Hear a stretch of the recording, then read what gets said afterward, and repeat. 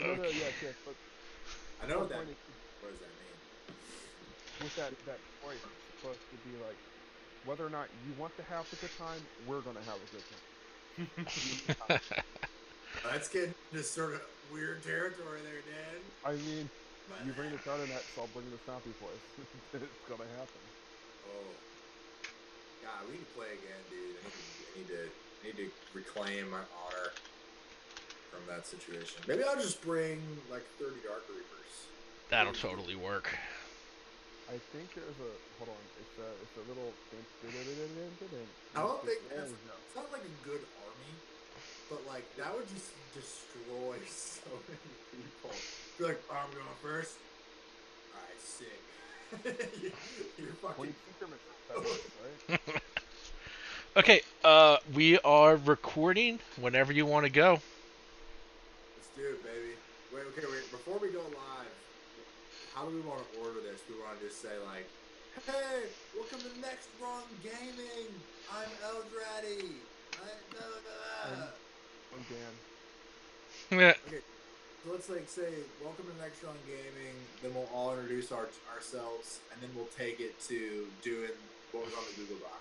So we'll That's start. what Um, sounds good to me. all right, let's go live, baby. Whenever you're ready. I'm ready, sir. Let's do this. I'm not Do I going. have to? I'm not the one that volunteered to start. Is this what happens to every Twitch streamer? Pretty much. Just to you. Just to you. All right, what's up, world? Welcome to Next Run Gaming, the newest, the hottest, the freshest 40K talk show on the internet. I am Eldradi. My real name is Connor. I'm Uh, Dan. Yeah, that's me. I'm Dan. That's it. I'm Peter I the stop. Peter the Hume. I'm Rick. Rick plays the straight man. All right, so we have a talk show for you guys tonight. This is our first episode 1.0. You might call it potentially. We're gonna do introductions. We're each gonna just kind of run down what our status as a 40K player is, how we see ourselves play. I will pull up the Google Doc of knowledge so I can have a script to go off. I want to give a big shout out to Peter DeHume because we had this idea for a podcast and this guy literally put this shit together with his show the people your two hands. You have two hands. You have two hands, right? I have two hands You still. have some. There were some. I saw it. He has them. It's amazing. All 10 fingers. So Quite the accomplishment. All 10 10 fingers. everyone, show your fingers to the crowd. Show all those fingers that have not been upgraded to metal yet. You're a sick man. I have a scatter laser for a finger. All right, so It's not the kind of elvish fuckery we need, sir. Speaking of elvish fuckery. Oh, that's a segue. That's you, right? You go. Yeah. So introductions, like I said, my handle is Eldradi. My real name's Connor. I play Eldar as a primary faction. I have a lot of Eldar. I play all the flavors of the soup. I have the Craft World. I have the Harlequin. I have the Dark Eldar. I have the Inari. My experience, I've been playing for 2 years, just about, maybe like 2.5, 3 years. I started playing competitively pretty much off the bat.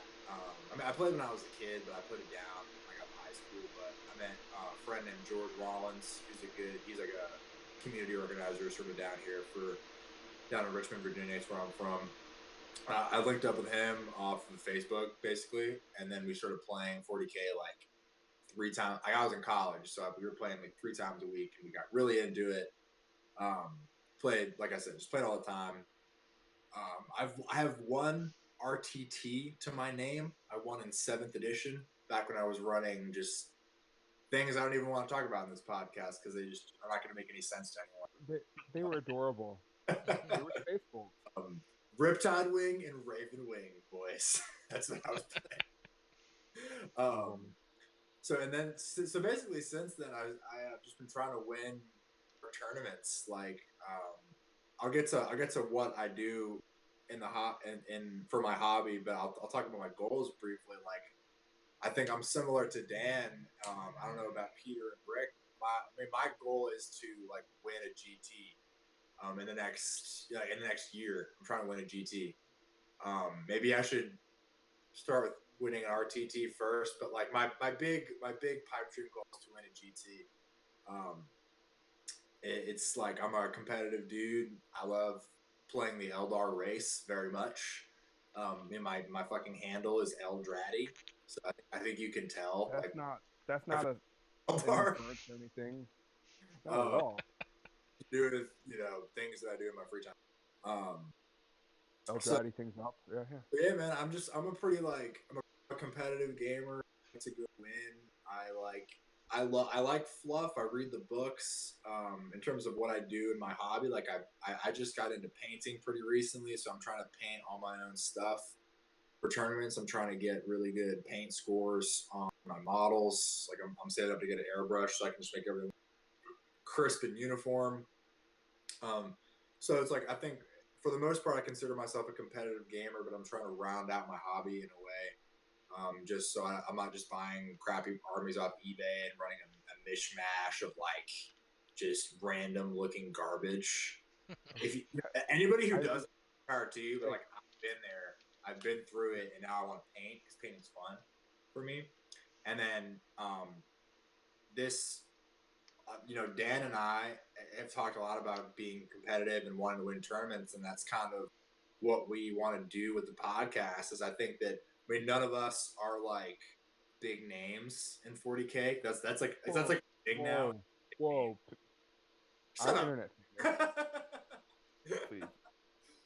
It's like none of us have won a GT, right? You ever won a GT, right, Dan?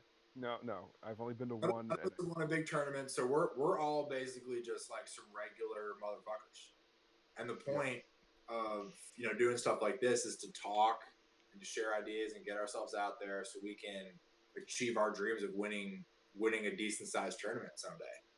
But And not only that, but kind of like high tide rises or raises all ships kind of philosophy. We want to improve ourselves, but also have the community as a whole raise up with us, and not just have it be like an old boys club where a few people stomp out. If that makes sense, am I right there? I think you're right, dude. Because like 40K is getting so big, and we can get into this. I'll wrap up my introduction. But like 40K is getting really big, like relatively really big compared to other things. And like there's a lot of good players out there. You know what I mean? Hmm. Our buddy Steve Christopher, Yeah. sick. Plays Oh now, yeah. beats the shit out of people. Mm-hmm. He beat the shit out of me at Huzzah. I play Eldor. You know what I mean? Mm-hmm. Yeah. So Rising Tide, motherfuckers, Next Run Gaming. We're trying to achieve that next level of things. Chaos is a ladder, people. Mm-hmm. Wait, is that a reference? Okay, I get it. I think no, Right. no. Sunday.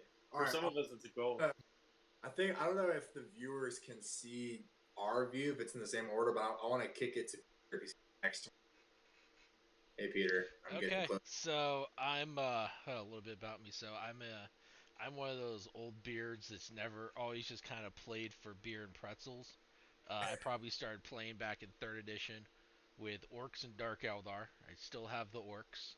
The Dark Eldar unfortunately went by the wayside. As they Um, should. um, and I guess I'm a player. I like winning. I wouldn't call myself a hardcore competitive player, but I do enjoy it. My personal goal is to get kind of go from middle tables to top tables at the next RTT I go to. Um, I enjoy painting. I enjoy converting. That's why I stuck with orcs because fucking orcs are conversion kings. But Which they are. uh, but yeah, I mean my biggest goal in this channel and my path forward is to get to a point where I'm instead of sitting in the middle of the bracket, I'm getting top 3, top 5 on a regular basis, um, and go from there. My man. So Absolutely. I'll go over to Dan. Okay. So I'm Dan. I go by Dan, and I'm actually the third Dan in a generation, so you can call me 3D if you want. I mean, but I've been at the hobby since I started in May of last year, so 18, and I've been playing for roughly a year now. I did not have a lot of friends in the community. I kind of just tripped across it when my roommate's like, "Hey, I'm playing Necrons, you should check this out." And I'm like, Space Marines, I think I played Dawn of War. Yeah, this sounds fun. And slowly got into it. Within the first like 3 weeks of playing, I realized this is going to be like anything else I've ever done in my life in terms of a hobby or a game. I was top 50 at one point in Halo 2. I played League of Legends competitively. It was something that was a different itch where it wasn't quite the same reliance on team. It was personal skill and kind of a personal journey versus just leaning on other people. I played varsity sports in high school, which some of us have, some of us haven't, but it was kind of a self-expression journey, and so I've just been doing RTTs pretty much since the get-go. I think June was my first one within like 2 months of playing, and I play Imperium mostly because the Emperor's a dick, but he's daddy. So what are you gonna do? We can't choose the people we love. Yeah, but he isn't Um, ratty. but no, I I fell in love with Knights. One of my favorite games growing up was BattleTech. I fell in love with that universe, and when Knights came into play, like 3 months of within me playing, starting to play, I was still kind of like looking to build an army and that kind of thing. Knights screamed, "Let's do it!" So I did it, and it was both a financial and a competitive kind of balance because Knights, while very expensive as single models, if you get three or four of them on the table, you've spent probably a quarter or less than half of what most people do for. So I'm a restaurant manager. I don't have a lot of disposable income, so it was kind of a marrying of convenience and playstyle that weirdly worked. Um, Unlike other people, I kind of am weird in that I've been top three at pretty much every tournament I've been to in terms of like local RTTs. I went to Humble one brag. VP and I placed top seven and went 3-2. So I'm I'm learning the like Connor in terms of like it's cool going undefeated and we all want to get there, but how do we step up to the next level? And I think all of us are kind of getting there. And I'm excited to see what the community is because we have people kind of from Richmond, Virginia, like Connor said.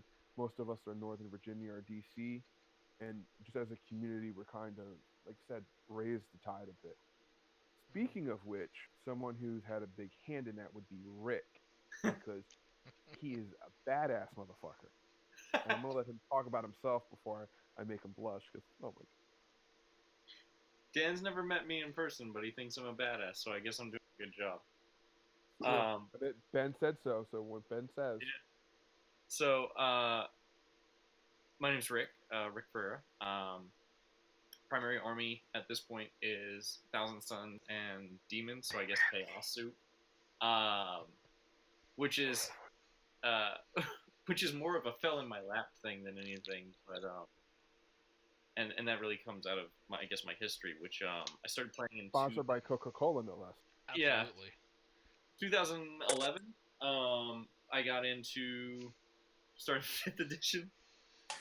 Well, I guess the end of fifth edition, and I jumped into Necrons, rolled with them through sixth edition into seventh. So I was there when Necrons got to Kyrian and no one else had it, and it's like, oh, I guess I should play competitively while this is broken. Um, and spent most of Oh, seventh edition rolling around with Necrons, relying on the fact that I knew them really well and that people expected the medal list, and I didn't bring it, and then they didn't know what to do with me. Um, run away screaming. yeah, that Absolutely. was really what ended up happening. And I ran around I was living in Florida. I ran around the local scene there, playing tournaments and stuff. So just for occasionally the going record, P3, you went where from I Soulless could. Automatons to Soulless Automatons. Yeah, basically. And then towards the end of 7th, they announced Thousand Suns. So I bought all of that pre-order, and then I got the rules in my hands, and we're like, oh wow, this is garbage. And stopped. Just stopped right there. Didn't paint them, do anything with them. And then when the codex got announced in 8th, I went ahead and threw them together. I've been playing Zinx Demons for a while, which were broken at the start of the edition in 8th. So I was just a lucky. I have these. Here we go. So I've been playing for several years now. As far as hobby, like I'm really into painting. I'm really into putting dudes together. I got into I can 40 attest to that.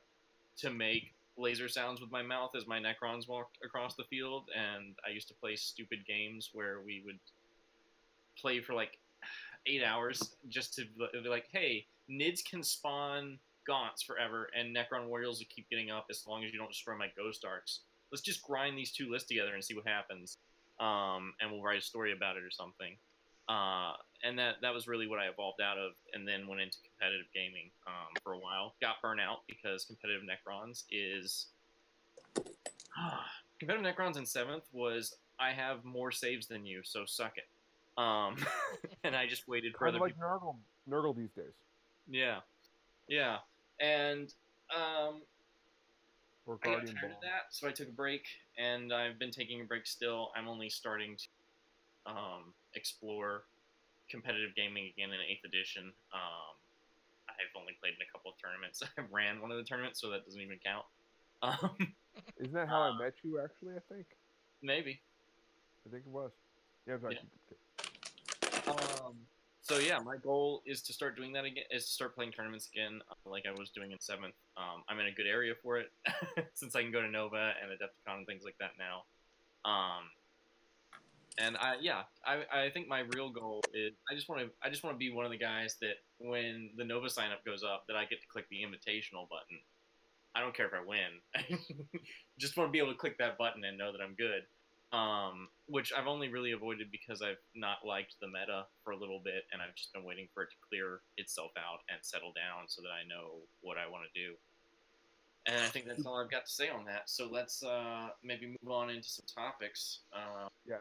Briefly, I want to announce to everyone I found my 8th scatter laser. So you only need one more. I Oh have my. 8 for my list, I think, but I just want to make that announcement. I found 8. Yeah. Okay. Well, you got to get to 9. That's the holy number, man. I mean, you're right. Then I'd have to buy a whole other box of Wind Riders. No. That's the right holy, choice. Buy the more. holy number is choice. 7. In the The holy bits number is box. 7. The holy number is 9. 7. I mean, I did the math. Hey, Connor, what happened to the that one goddess? Right, Mr. Nurgle stole her. That's right. You know what? Daddy Nurgle, aka Steal Your Goddess. I'm just saying. You know what? I think you just started playing Nerd, Dan. So I don't think you can start making references to horrors yet. Oh. Yeah. I play knights. It's the Yeah, same you thing. tourist. Oh, so before we move on to topics, just a quick thing about what this podcast is going to be and what our goal is. Um, Scatter lasers. is to get that ninth scatter laser. Yeah. Apparently, This podcast is about scatter laser. yes. Look at those. God, can you show that on TV? That's gorgeous. God. It's gonna go on this. Yeah, yes. Anyway. There you go. That's the advice. Everybody buy those, and this podcast is over. And Vigilus. Don't forget Vigilus. Yes. But no, anyways. So just what this podcast is about. We're calling this Next Run Gaming because the goal is to have people climb the rung of the ladder, and at least the way that I envision it, and I'm seeing this, we're not gonna. A couple things we're probably not going to do. You know, we're not going to talk about what factions are the best. We're not going to give faction specific. You know, you have to play knights and you have to play elder to win. The goal here is to bring everybody up to a level where they're going to get better, no matter what faction you play, no matter how much experience you have, to be able to look at your games and get an idea about how to be better, how to win better. with whatever you play, even if you're playing, pre-Codex Orcs. Just Uh, bring a bunch of Storm Boys and run at them. That's what you yeah, do. there you go. Yeah, that's the list. But no, that's kind of the way I see it. Uh, Good man. Yeah. No, um, absolutely. so we got a couple things coming out the line. Um, we've got a couple other projects working on, but right now let's just get into our topics. Yeah. It's true. Yeah, man. Everybody's in a different spot, and they're like competitive. You know, say Journey. competitive kind of gaming. Like everyone wants to do well, and Yeah. whether your next rung is like trying to win the tournament or if it's just trying to get on the podium at the tournament. The Yeah, Or idea of just rising get to one, and or get get to a tournament. Oh get yeah, your feet wet and get used to what that is. yeah. exactly. I mean, everybody starts somewhere, right? Yep. For sure. So, My We're gonna. first tournament game was against 3 Shadow Swords, and for some people out there, they'll understand what that means. But I learned the hard way that they were before knights the most dangerous melee units in the Imperium. quite true. That's not a Quite true. joke. They hit on twos. They How? do. Really, really accurate tread Yeah, maneuverability. Crush it's them. size. It's size over accuracy. Just get a big enough club. Yeah. It, it clubbed me very. I lost by 2 points. Be, to be fair, but Jesus Christ, they crush people. Yeah, yeah. Souls, mostly souls, but it's fine. I think we So wanted to talk about money, right? Money in 40K, Yeah. not just like do I have any personally, but all that. I think we should talk about Dan's 40K stand-up career. I think it's No, let's not. That's anyway. not.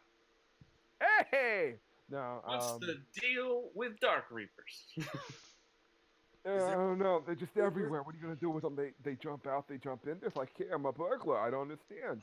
But no. Oh shit. I Yeah, as man. Connor kind of touched on, like we all have obviously doing a podcast because it's a big enough a community where it's kind of we feel like there's an underserved group of people, which would be us and our peers. Um, All the but fucking all other tryhards out there. Like yeah, no. But that said, it's kind of cool how there's just been. I mean, Jesus Christ, Nick Nanavati, who I've spoken to a couple times in person, and I have friends that use his coaching service that are speak nothing but good things of him. He wore a motherfucking uniform. Like I have a sponsorship uniform to Hammer the New Year, and I believe the LVO and Adepticon. crazy. People are actually getting big enough that their sponsorships. It may only be like a small, like $100, just wear it to this tournament, but that's phenomenal. I think because like we're getting to poker level Hmm. where people are wearing like bodangle.com or something or not something for them. I don't even know what that is. Don't Google that. I don't know what that is. Don't. But I, am I wrong here? Do you I guys think you want feel to the go, same way? Daddy. Yeah, Yeah, I mean, you think about. I remember back when, the year before Nova Open was a thing. It was just an outdoor. They did like a 40-man GT in fifth edition. They did it in a park, Yep. and it was like I don't know. All I remember is it was hot and there's like a million mosquitoes. Yep. But yeah. I mean, and now you go to Nova and you've got sponsorships, you've got all kind. I mean, you've got Games Workshop there. I mean, you've got Yeah, actual money coming into stuff. You've got just look at uh, a lot of the YouTube stuff out there. I mean, you've got I mean, people sponsoring channels. You've got a community really growing and people really investing into it. Yeah. to put into perspective, think about it this way. GW, I think this is the first living edition they've ever done, which is kind of for those of us that play computer games like League of Legends, World of Warcraft, they have continuous updates that they do with patch notes and all that. They've actually structured their update system to be concurrent with Adepticon and Nova, which up until 8th edition, they never viewed themselves as a wargaming. It was we're models first, and hey, there's cool rules you can use. And I think that speaks to that point, Peter. Yeah. I think the money aspect to me really like kind of I think goes back to frontline gaming and the way Yeah. that Yep, they absolutely. like they're just starting the ITC and making it a thing, like made it a serious enough game that people. That's what I think the seed started, and Yeah, then you jump forward to them. They put on what three big tournaments a year between yeah, BAS, Cal, and LVO, and and SoCal here. so like they had that foundation, that interest, the competitive interest has existed. And then, Peter talked about YouTube. I think the best example of money in 40K has got to be Tabletop Tactics, the British cats. Hmm. Mm-hmm. I mean, it Right seems in. like dudes are, I mean, they're doing very, very well for themselves, Yeah. and it's like, it's amazing. It's mind blowing, you Yeah, know, like, like Nick Nanavati is a great example of a guy making a living off the competitive side of things, but the tabletop tactics dudes, they took a different sort of like mini wargaming. I Yeah. think it's probably the fucking granddaddy Yeah. of The making pioneer. of Yeah. video. Okay, like those dudes have a fucking palace. Yeah. They're doing that bunker thing. Yeah. yep, It's And I mean, crazy. they were a business, and they started making so much money at streaming and making content that they stopped being an FLGS. It's Yeah. crazy. I mean, it's like the media. It's revolution, man. Yeah. And I think it's at a really cool spot right now, where like you have the sort of like the big names no, like Mini no, War seriously, Game, money. We need sponsorship. Yeah. like, Yeah. um, Yeah. like Mini Wargaming, Tabletop Tactics, Frontline Gaming is kind of in a different category because they're a store sort of first and foremost. But then it's starting. You're seeing the trickle down a little bit. Like you've Yeah. got. Actually, I'm gonna give a shout out. So there's a guy named Almost Pro Gaming YouTube That's what I channel. was about to say. Like that Yeah, dude, he fucking Brady. yeah. I'm a patron of his. I signed up for I think the $5 tier. I mean, because when I first started getting into it, he would do like the monthly top 10 armies, and he had a couple of videos out like how to build a competitive army and stuff that was eventually like intuitive and I could figure it out myself. Kind of helped me get my feet settled a little bit.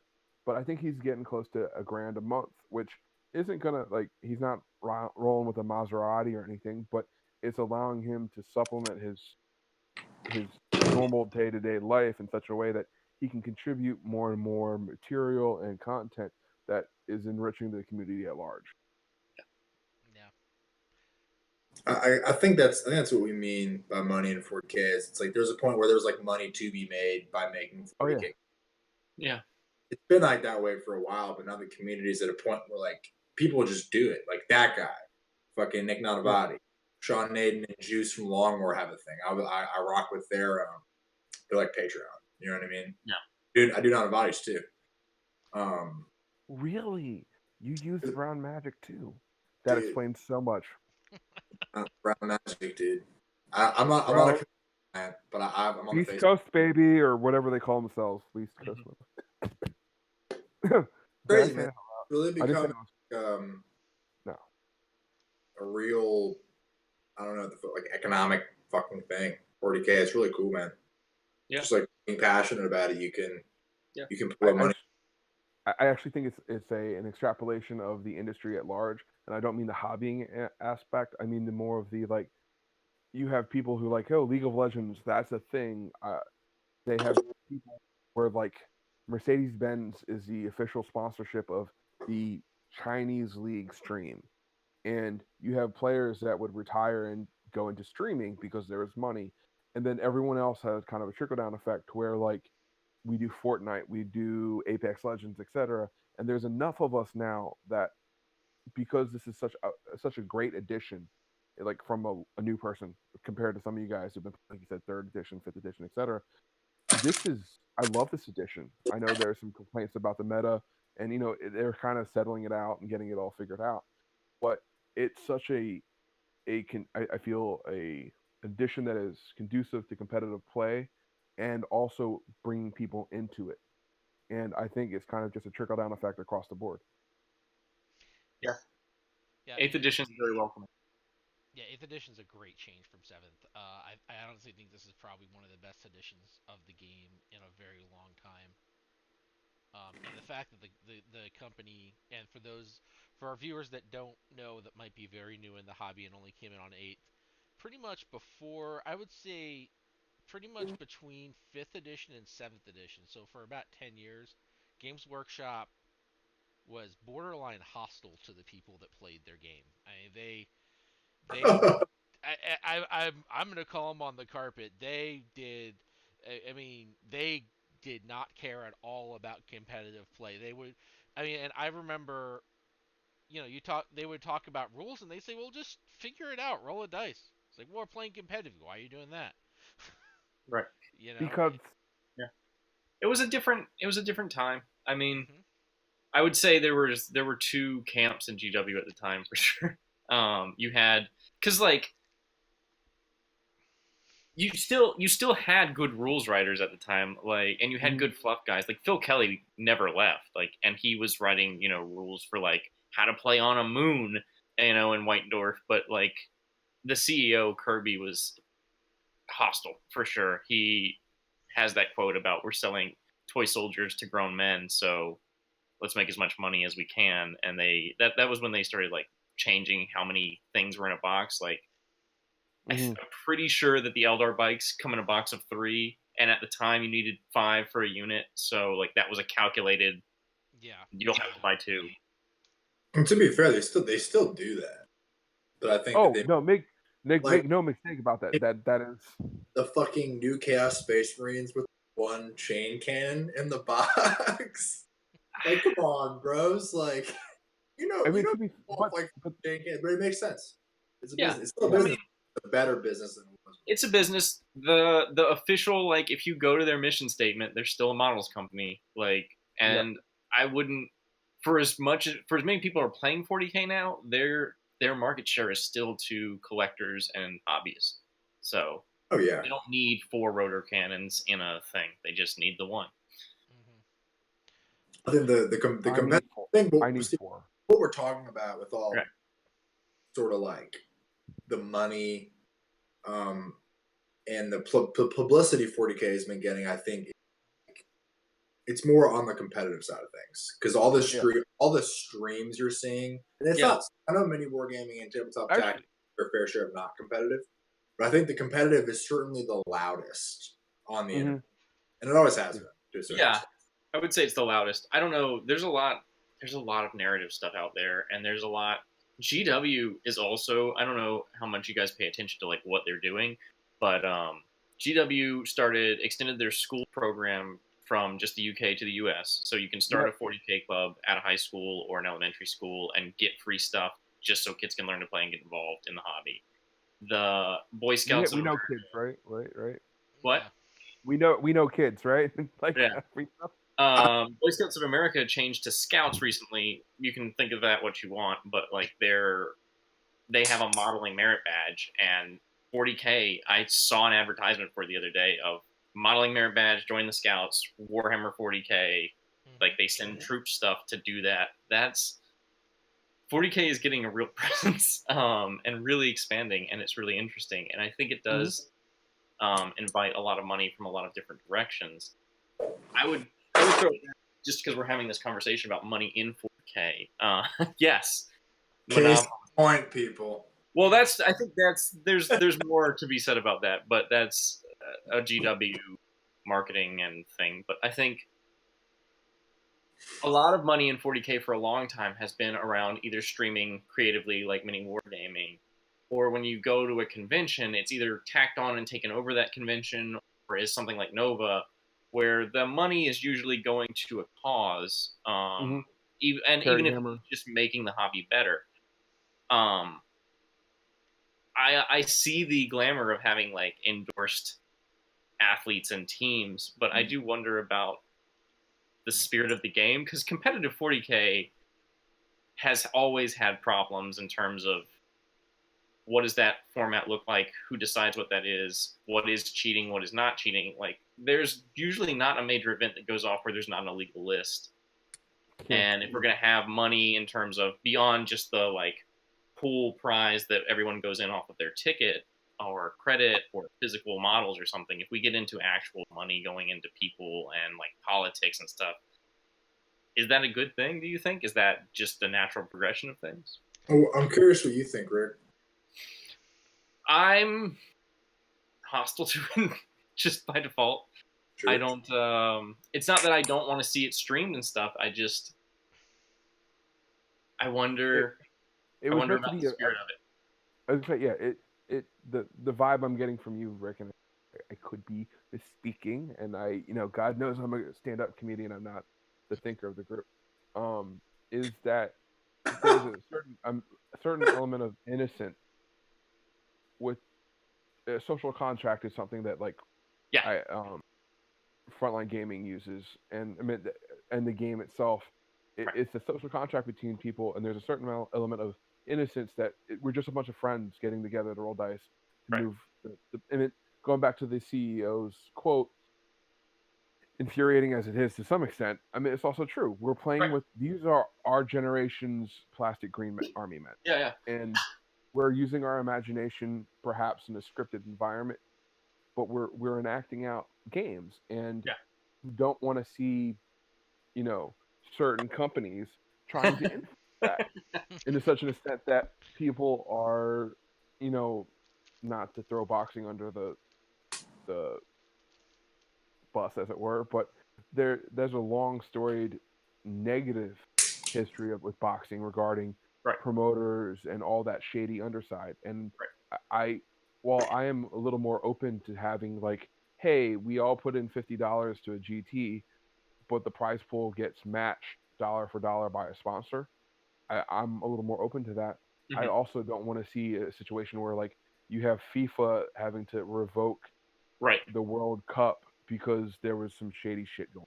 Right. And like that's the thing. Like I don't know how much you know FIFA, and I'm not a soccer fan. I just part of my studies in an Mhm. academic realm are relate to corruption. FIFA is a super corrupt organization. Yes. Oh God, yes. I am a soccer fan, so yes. Yeah. Oh God. So They're like, actual like racketeering and shit. yeah, Ugh. there are things I'm concerned about in where this could go, and then the spirit of 40K is, as Peter was saying, you're in pretzels is where we came from, and it's Mhm. up to us to kind of decide where we want to go. Yeah. So I have worries about the soul of the game, and like the other thing that I think about is like frontline gaming is the thing, right? Like there's nobody. They have a monopoly. They're setting the terms. They sell a set of terrain. Like there are things and decisions they can make that affect everyone and potentially bias things towards them. And I'm not saying they're bad, and I'm not saying they're doing that. I'm just saying it's a situation that can be abused, and I worry about it as it grows. So I Yeah, to have No. some extent, I don't ever see 40K getting that big to where Oh. that is. I mean, just straight up. I mean, it's like I mean, look at me. I'm big. We're gonna get there, buddy. It's gonna happen. no, you know, but seriously. You watch video games, and that's like exciting the whole time. I think watching a 40K stream game, some of that shit's boring. Like that's not accessible to like just anybody. And I think like it will grow, but I I don't foresee a future of Well, corruption let's necessarily. let's be candid. The I do only way that what you're that saying about 40K. one Okay. organization running stuff is kind of weird, but I feel like um I do see that point. Yeah. But I was gonna say though, go ahead. the the the only way that really ever gets to the point of like where there's a nefarious exploitation on a multi-billion-dollar element Oh, I don't is, ever think it's well, no, well. no, there's a path to get there, but I don't know if GW wants to go there. I don't know how many of you guys do it. I do it about once every couple of months, and I'm not talking about anything illicit like marijuana. It's not legal here. But I use Tabletop Simulator, and I know a lot of people in the community do, and I think if that is an untapped um, direction that GW really hasn't gone down. I mean, they have Dawn of War, they have all these other games, but if they were ever able to capitalize on a digital market to simulate the gameplay much like Wizard of the Coast has done with Magic, which where they put out like a yearly, you know, thing on Xbox Live that has its own self-contained meta because they Right. control the cards that go in. But if GW ever opened itself up to playing effectively tabletop simulator or an online version of it, I think that would have far more reaching Yeah. potential. And I'm sure they have smart people thinking about that already, but And I that, don't see, like Connor said, getting that big. to me, Otherwise, that I would be against, because like similar to like the social contract, I appreciate the thing that I really like about 40K is the tactile thing, and like in the talking with people and meeting your opponent in oh yeah, person. absolutely. And like I think that I'm similar to Dan in that I want to like when I say that I don't think 40K is gonna get that big, it's not because I don't want it to. I just don't think it's like a super palatable game to watch for people unless you understand what's going on, and it's like super and complex. Are you calling me a nerd? Yeah. My So, counterpoint to that is can you enjoy baseball if you don't actually know what's going on in baseball? I can't watch baseball. Right, but people that are really into baseball understand it and find it extremely entertaining, and it's America's national pastime. Ooh, good Football, but football. point. What Like, about I guess, Football.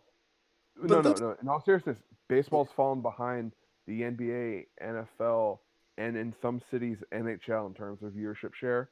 right? So 40K and baseball is a good comparison because they're both. If you don't like that thing, it's so fucking boring to watch. I was Yeah, gonna say golf, actually. so I have a counterpoint to this. yeah, It's who would like to see it, I would love. and it's right here. Who knows what yeah, that is? exactly. Talk to me 5 years ago. Is is D&D I, gonna be a multi-million-dollar? Is there gonna be a D&D stream pulling in hundreds of $1,000s a year? right. I Five mean, years ago, I'd acquisitions say you're incorporated. fucking crazy. Oh, there went our monetization. Sorry, guys. We're an adult stream now. Yeah, yeah, Yeah. But seriously, I mean, it we're in the middle of a gaming renaissance, and yeah. not just tabletop, not just 40K. It's Yeah. on all fronts. It's several fronts, and this we don't exist in a vacuum as a hobby either. I mean, you No. have in my experience for the longest time, the hobby's really been divided into people that play Magic and then other people, and Right. I was always the other people. Mhm. um, I'm sorry. I'm sorry about that. We didn't mean it that way. Welcome. but Gilgari no, it bitches. was any like I go into my local game shop, which for me is Huzzah Hobbies. I mean they have 40K, they have all kinds of tabletop gaming, they have D&D, and we're I could see D&D getting as streams get more interesting, as content gets more interesting, as it gets kind of more as the rules get simpler. Because I will say 8th edition, somebody with just kind of a general gaming background can probably watch an 8th edition stream and by the end of it get an idea of how the game works. You For don't need sure. to know Yeah. all the rules. I mean, you don't need to know all the rules that the guys get blown up and I can root for a team. Right. Yeah. You, you No, know, absolutely. Yeah. I mean, I don't know all the rules of soccer and I can understand that a goal is a good thing. Right.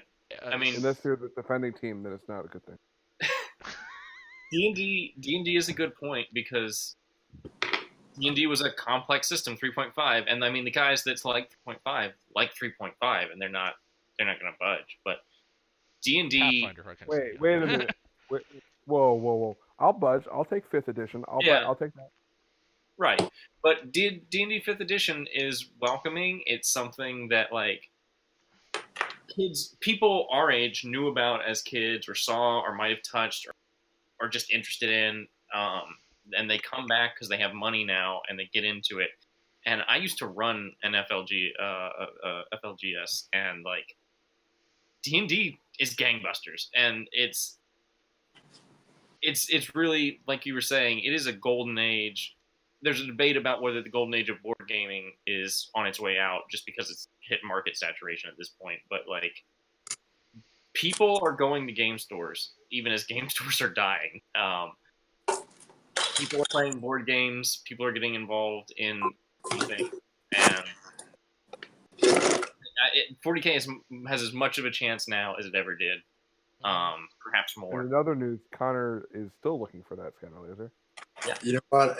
I'm looking for my glue. See, I'm a hobbyist, people. I'm putting together my scatter lasers because they're competitive. But Sorry, Rick. My bad. Sorry, guys. Sorry about the bad production. So I do have a question. I think Rick is. I'm of two minds of something getting big. On one hand, I think money in the hobby is good because it gives us exposure. I mean, Right. and even if it's not just 40K, I'll be honest. I am an absolute gaming slut. On my desk I just picked up the new BattleTech starter set. Mm-hmm. Okay, as long as you don't say Sigmar, we're fine. Okay. Yeah, but that new minute. Lord of Changes. Sigmar's Oh, I kinda order it already.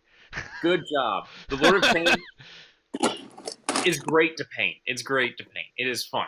I don't know. That new Keeper Secrets that Slanesh is getting. Yeah. I missed the third group. Okay, is it bad? I missed nipples. The third nipples. Is that bad? It's not bad, right? Hey, you know. That's why we went. That's why elves, right? That's why Connor plays. I mean, they're like anyway, but I think yes. You know, we're in such a. I think more people came. I think more interest getting into the hobby is a good thing. And I mean, and I look at it in video gaming, look at it in D&D. I think it's really. But on the other hand, I do see it being toxic, and this is there is something that it comes out of Critical Role, which is I forget, there's a name for it that came off Reddit, but the idea that every game has to be like Critical Role. Right. Which, no, it doesn't. Right.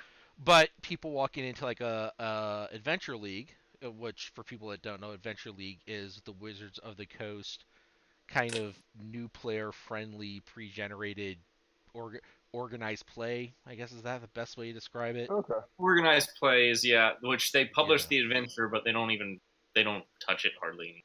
Yeah, but you know, people will come in for first time and they expect that, and it's not necessarily the way it always works. So Right.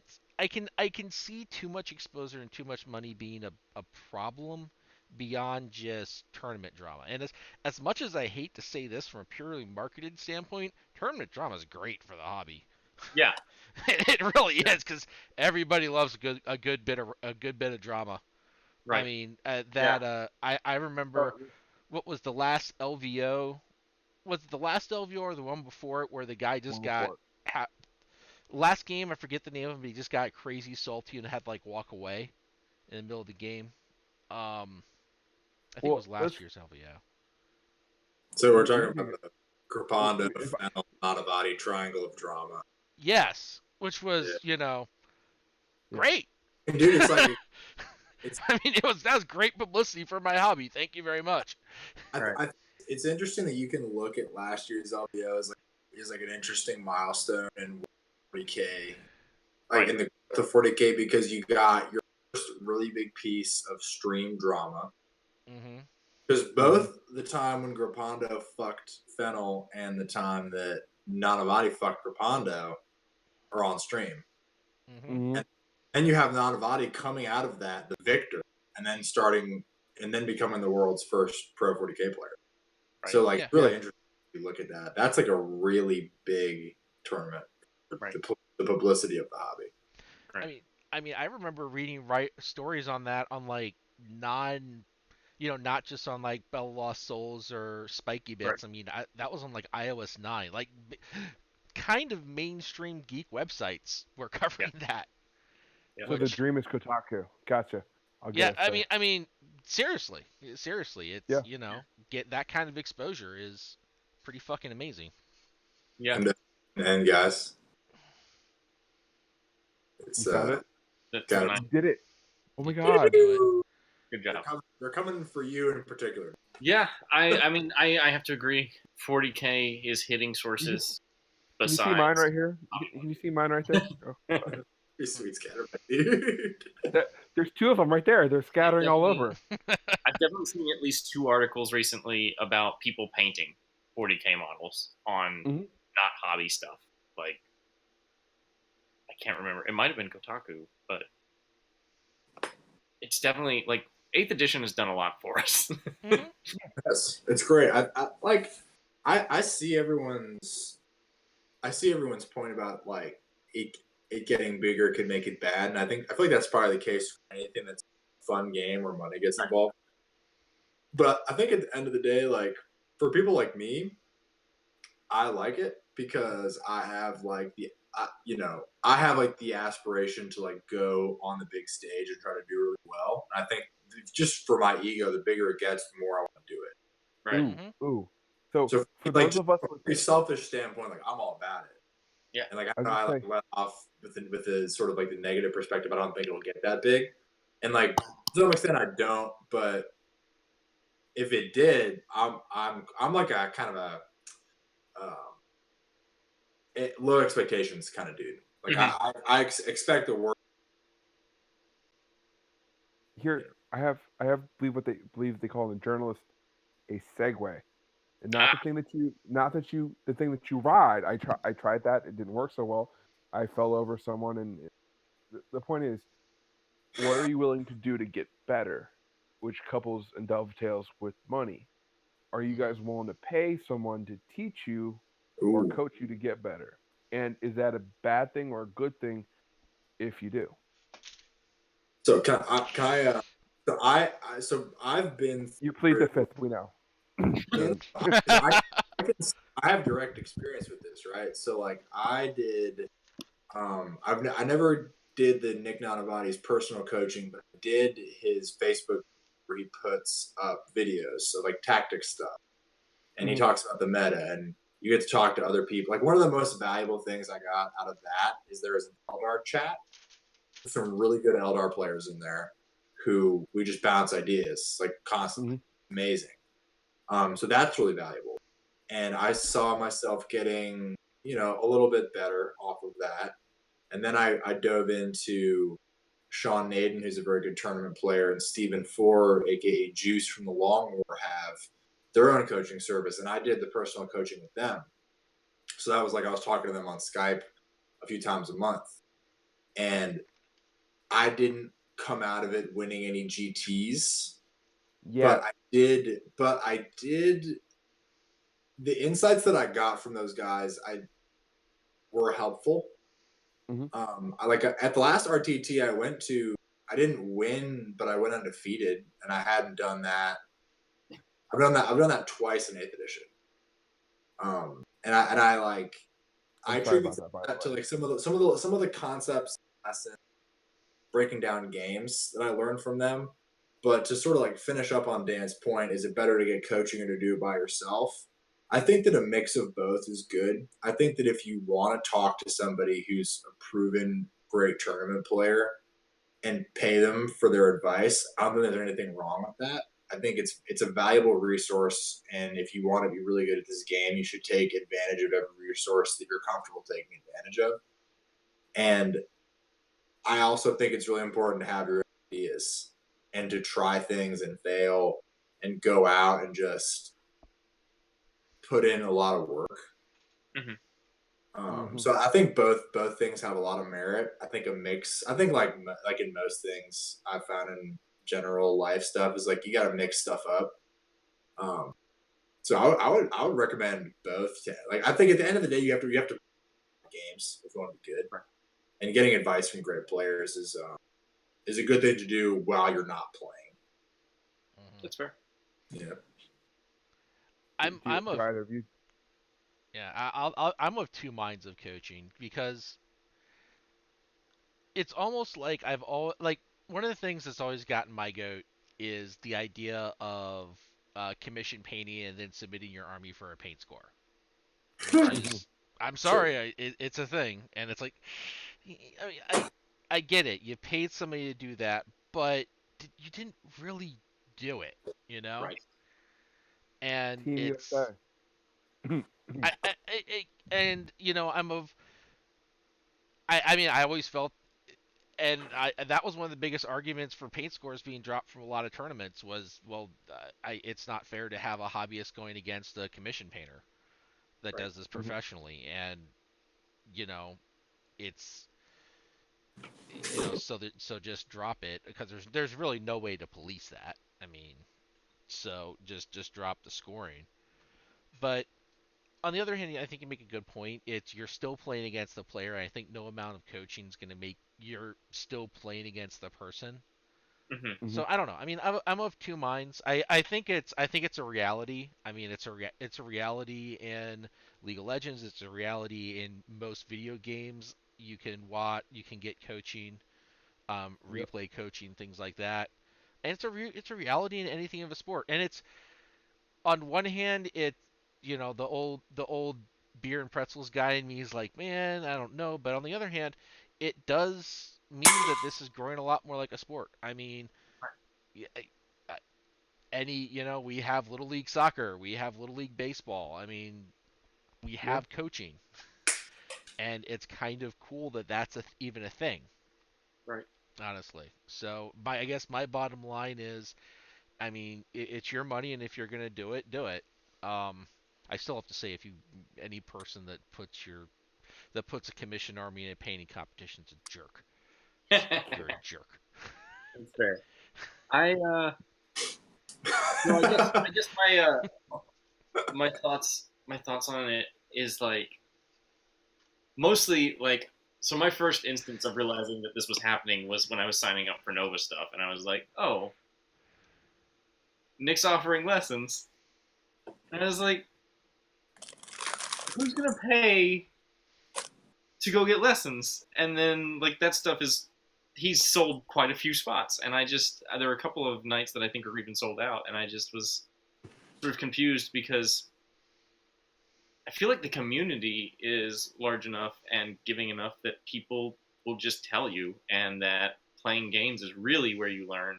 Not to saying that you couldn't get coaching, but unless somebody was with you at a game or willing to review a game with you, I'm not certain that you can get anything from those people in that sort of time that you couldn't just get to from talking to people, whether you found them online or not. Now, finding that community may be the hurdle, and paying money to someone is the short way to get to someone that you definitely know Will has help contribute. chops. Yeah.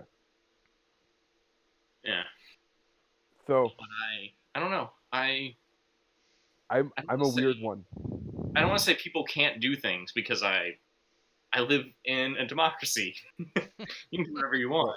I just it sort of strikes me oddly. Like I don't. That's not true.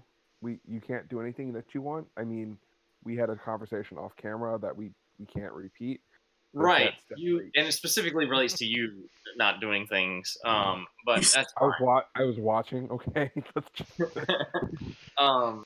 So I guess it's not that I'm against the idea of coaching entirely. I just you should just I don't know. I don't there's no one in 40K right now that I like watch play and think, oh, you're such a savant that I can't even begin to break this down on my own. Um, Mhm.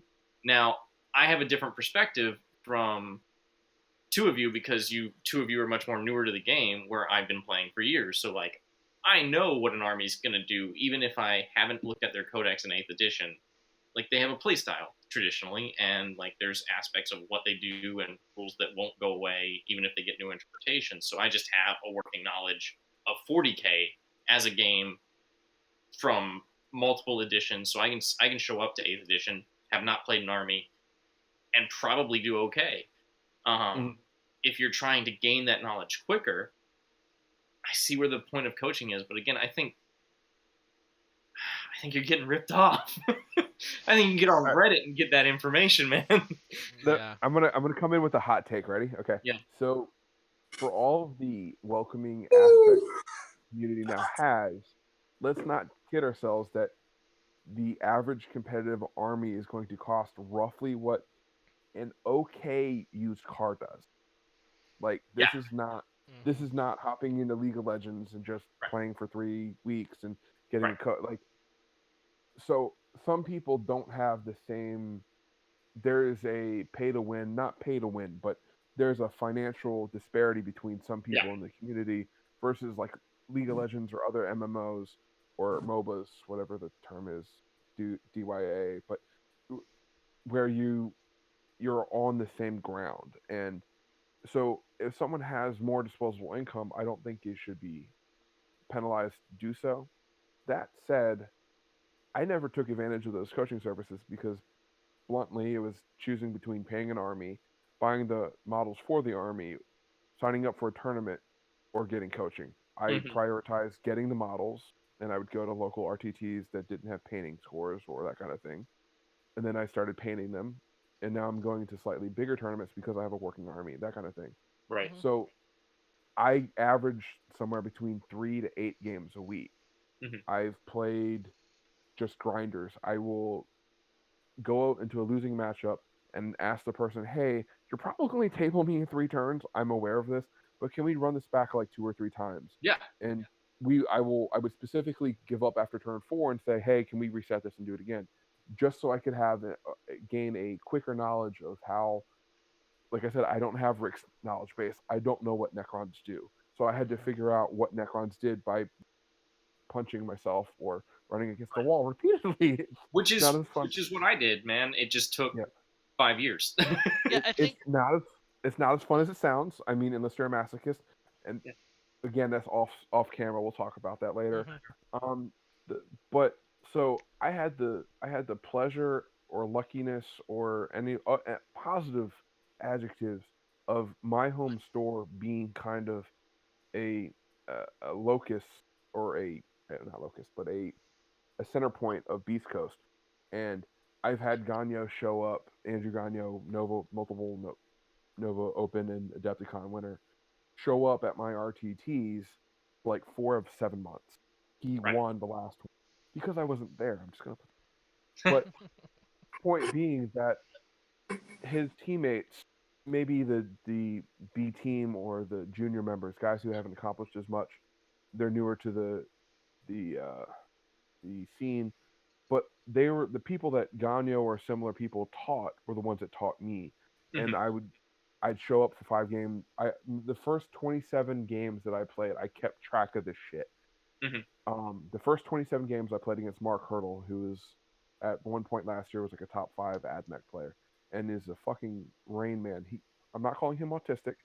He actually has Rain Man as his jersey name because he remembers. He beat me 25 of 27 times. The one time I beat him was when he played Crimson Fist stuff that wasn't his AdMech shit, and I'm like, hey, I can beat that. Right. And then I finally beat him randomly. Mhm. But that's, I think, an avenue that some people aren't willing to do. They're like, hey, I want to be competitive. Okay, well, you can either spend $100 to $150 to have someone hold your hand and walk you through this situation. But if you don't put in that work too, maybe you don't need to do 300 games in 10 months like I did, which is a bit obscene. But if you don't put in that time, I think that's wasted. And I think kind of that touches on what Rick was talking about. If you don't, if you're not putting in the work, that coaching is going to be wasted and you're being ripped off. And bluntly, if you're putting in that work, you maybe don't need it Mhm. too. Like if I signed up for Nick's services now, I would definitely reap some benefits. He sees the game not in a way that I can't see. I just perhaps don't haven't seen it yet. Mhm. And or Sean Naden, who comes up with amazing lists, does amazing things that I just don't have experience with. It's not a faction I work with.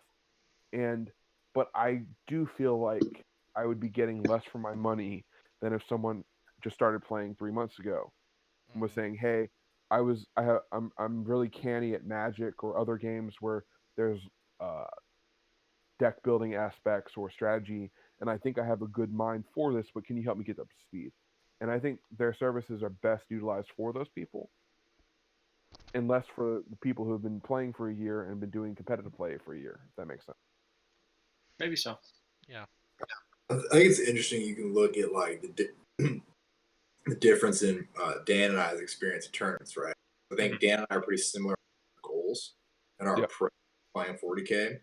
But Yep. I'm gonna sit here and lie. Like Dan does better than me at tournaments. One Right. time when I played, I got shit stomped, And like I'm a guy who does the coaching stuff. I don't play. I think the biggest difference you can see here is that Dan plays 40K like a maniac. Right. Right? Sure. And like I played, and like I used to play maybe 3 games a week at most when I first started playing in 7th. Mhm. And I played a lot in 8th at the beginning, but like I don't play as much 40K as I used to. So I still play at least like 1 game a week, Right. maybe 2. But I think that like it's like if you're like a new player or you're somebody who's trying to get better, maybe you're thinking about coaching or whatever. I think the best approach to take is that Dan approach, where it's just like Like, if you really want to be good, just play like as much as you can and play against competitive people. right. Like I think Not just like kind yeah. of seen Not, a Storm in a way where he like goes to the Beast Coast hub in DC. Like Beast Coast is one best team 3 years in a row, I think. for like for 3 years in a row. So like that's a great do, you know. Yeah. I'm actually more of a gaming slut than Peter is. I know he mentioned that earlier, but I've driven down to Richmond, which is a hour and a half drive, and I've driven up to Bel Air, Maryland, which is about a 2 hour drive north of me, and then to Za, which is 50 minutes from my house. It's about 10 minutes from where I work. But like I have literally traveled from almost just south of Delaware to Richmond to get competitive games, not just Yeah. small tournaments. Like I will show up to play the best Tau player in the area if he's at this store, Right. Mhm. Yeah. just because it's a good game. And Yeah. I If think you, that's the secret sauce, right? If you want to get better, you gotta play games, and you gotta play games against good players that are gonna beat you. Uh, you learn nothing by winning. yeah, you don't learn anything when you win. That's a good Though good thing to I, remember. I will say there is one other like element, like playing better people that helps, but also playing someone on your level that is Mhm. new. If you're new, that way you can kind of like feel out and learn together. And Yeah. like I played someone like my best friend who is an admet or Astro Militarum player. We played each other probably like 10, 15 times in the first like 4 or 5 weeks that we played, and we're learning because we're both sharp fellows, and we just kept going like this, and then we eventually figured out, well, this works, this doesn't, and that Yeah. helped kind of formulate who I was as a player and what I was looking to do, because he likes static gun line with like 200 models. That ain't me. I want to have my like 3 guys that I need to worry about and like 2 artillery pieces. Right. But Mhm. you don't know that if you don't see what other people play, how they play it, why they play it, and that kind of thing. And playing better players helps you learn about yourself and what your army does, but also playing people who are on your same skill level, not only like you definitely want to play players that are better than you most of the time, but kind of like being on the same level helps you kind of see where you are against your peers and what are Mhm. some mistakes that you make at Yeah. that level, and you can kind of it's a little more forgiving at that point. Yeah. Yep. I would say having gotten people into the game, especially having run a store, like it's a tough like cool part of the sales pitch is like, yeah, these are space marines and they have bolters and nobody can stop them in the Emperor of Mankind. The hard part of the sales pitch is you're gonna lose for 2 years. Mhm. Oh yeah. Just accept it. You're gonna lose for 2 years and you're gonna learn this book. And you should not buy another army, you should just learn this book. And when you come out of that, you're gonna kick ass. It's not gonna matter. You said 2 weeks, right? Mhm. 2 I'm sorry. years. Your first 200 games, no matter how long that takes. How about Yeah. that? I got third place in my first tournament, and it was within the first 50 games. I'm just gonna be over here and disappear. Okay, I Uh don't. huh. I'm an exception. Uh huh. No, I have East I'm gonna Coast start scoring. calling you on the fact that there was a Castellan in your list. Yeah. Oh no, you didn't. No, Oh I played no. Dark Angels, sir. I ran Dark Angels. There was no night. There was no night codex at that point.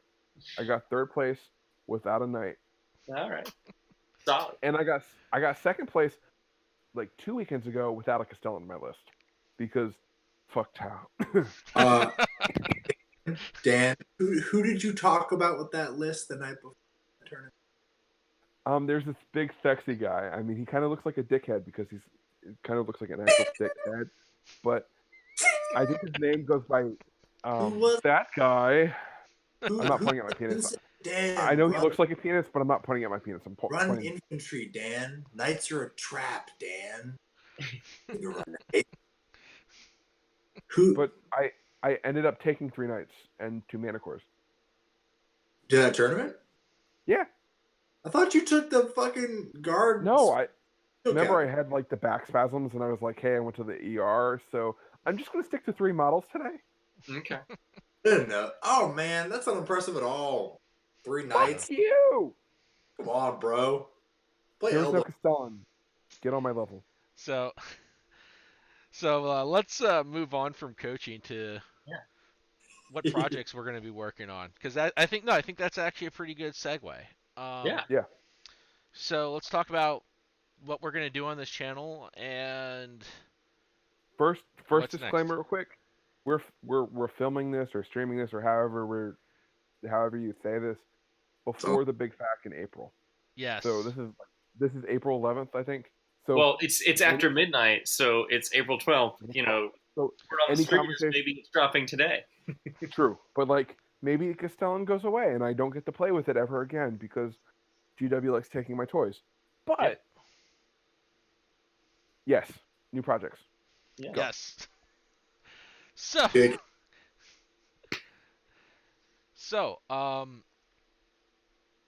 couple projects. So we're going to, I guess, and this is just the path forward that I think we're going to be doing. We're going to be doing a kind of a talkie show, probably every Thursday. Yes, sir.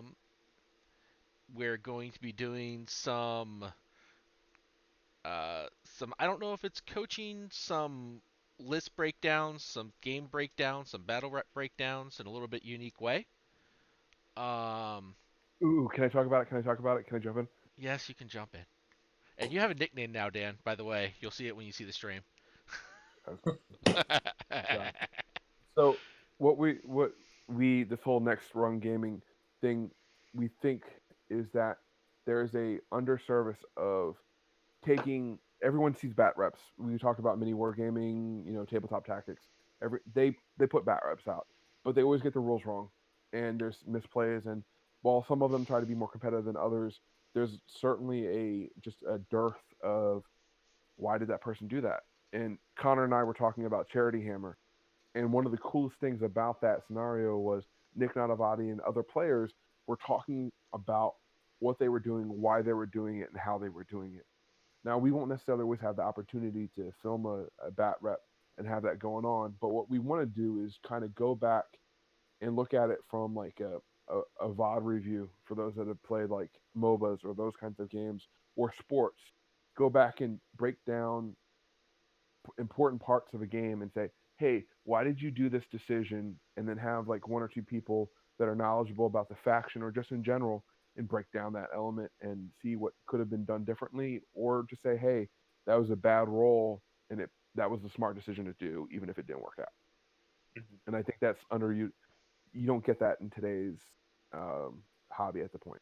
I could be wrong. I think that's a really good point. I think you actually brought a really good point up. A lot of times when I look back at my games, it's hard to separate, yes, this was the right play and I just rolled snake eyes. Or the Mhm. flip side of that, that was the wrong play, but I rolled fire, so it worked out okay. Right. And if I had done that play 5 more times, I would have failed. I would have Cried your lost 4 of those games. and you would have been doing what I did when I first played Necrons. I ran out the store screaming.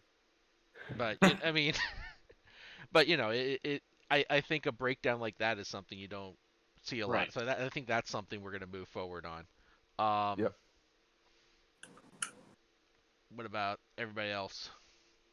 I mean, I'm working on chaos. I'm working on chaos. I'm throwing that out there. I'm going hard in Nurgle demon engines. It's overpowered. like for me, the way that I try to get better most frequently is just thinking about my games a lot. And I think what we're talking about right now is just we're gonna film that process. Right. Is Yep. viewing your games, right? So like I played a game against Custodian today, and I was trying out a new list where I had like 60 Guardians and Wraith Blades, or what's gonna matter in this example that I'm about to give. So I know where the game went poorly, and it was in deployment. It was because I deployed my Wraith Blades to a and I exposed them to the Custodes bikers because my buddy was playing Custodes bikers, and it was a short deployment. It was table quarter, so we started like 18 inches apart from each other. So he had the ability to just zoom up, charge the Wraith Blades, and kill them because Wraith Blades do not like AP3 in close combat. No. No. So I'm just going to go out on a limb. Did he actually charge him and kill him? So no, because, and this is the mistake. So the deployment was part of the mistake. I think I could have deployed a little bit differently, but the real backbreaker thing that I did was I used an Eldar stratagem called Phantasm, where I can redeploy units. So I was like, okay, I'm just going to redeploy these guys outside of charge range, and I'm going to be fine. But then the Wraith Blades were outside of charge, and they're so damn slow that they weren't able to countercharge anything. Mm-hmm. And really, looking back on it, what I should have done is redeployed one of my Guardian squads that was on the table to just screen out my Wraith Blades on the side that the bikers were going to come from, and just give the bikers bolter shots on my Wraith Blades who are in cover. I don't care. I have a 2-up save. Like, you're going to kill like a Wraith. That's fine. And let the Guardians eat the charge, die, countercharge with the Wraith Blades and killing it, and then trade a Guardian blob for like a 500-point Custodian unit. Yeah. And that's like something, that's the kind of stuff we're going to have, like videos of moments like that where I'm going to be saying exactly what I'm saying right now. And we're going to be able to show you guys like ESPN style on the screen with the little yellow highlighter lines being like, and this is smiley faces. Lost the game. And that's going to help people get to that, just for the shameless plug, get to that next rung. When you start figuring out the mistakes you make in a game, that's when you start being able to change how you're playing. Exactly. And get better. Exactly. What is this podcast? A list of our I was going to say this podcast is a shameless attempt to get Diet Mountain Dew to sponsor me, but that too. I mean, also, hey, we're 4 handsome men who play Warhammer. Okay? Yes. When you talk, I'm not gonna lie, Connor. When you were saying that you think about your games, I got a little concerned about where you were going with that. I just, I'm gonna stomp all over the place. Okay then. Oh. Okay, Dan. We'll talk later. Yeah, and on that, on that note, I think we should wrap it up. Next Thursday, same bat channel, same bat Dan. Oh Lord. All right. Hopefully, we'll have some games to talk about. Absolutely. We'll have something. We love you. Enjoy. May your dice all come up 6s and your opponents come up 1s. It'll happen. Are you wishing them for like triple 6s? That's everyone just failed morale checks. Everyone just failed morale. I know. It's crazy. I'm orcs. I had to play orcs. I don't care about morale. What's this morale you talk about? looking down there, I definitely did not fail that morale check. Okay, connect. Good night, everybody. Everybody. Bye.